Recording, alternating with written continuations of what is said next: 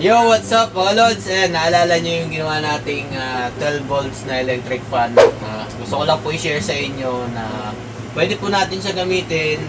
Gamit po ang parang engines, start ng sasakyan.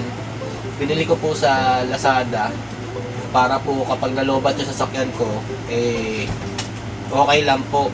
Meron po tayong support para po pang jump start. Jump start po tawag dito mga idol.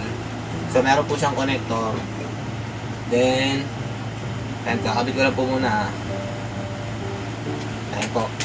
Tapos, meron po tayong inverter. 12 volts to 220. Parang ganun po. Kasi magdedepende po yung kuryente na isusupply nito sa sa kailangan po nito mga idol.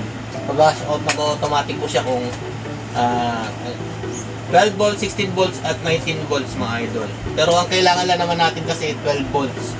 So gagamit po tayo nito para merong saksakan yung ating electric fan. So ito po 12 volts po ito para po sa monitor na saksakan. Ayan, Can we mga watch anak ko. cell Ayan, saksak phone? natin dito. The Papa No video? kasi. No. Then, ang mangyayari, eto mga Lodi, yung sasakyan niya, pang sasakyan to. Pero pwede po natin siya gamitin. Negative po ito. Itong part na to, tas eto positive. So, i-connect po natin to. Positive dito, then negative sa may gilid. Yan. Ayan, nagkaroon po siya ng may reading din po dito kung ilan po ang voltahe. 11.2 ang kanyang kasi hindi pa po na charge po itong pang jump start po natin sa battery ng sasakyan mga idol. So, in case lang po na gusto nyong gamitin siya, yari nasa ibang lugar kayo, nasa malayong lugar, tapos wala po kuryente. Ayan po mga Lodi, gamit na gamit po ito. Lalo na po pag brown out, pwede rin po natin ikabit dito yung ilaw ko sa sa ginagamit ko sa pang-vlog.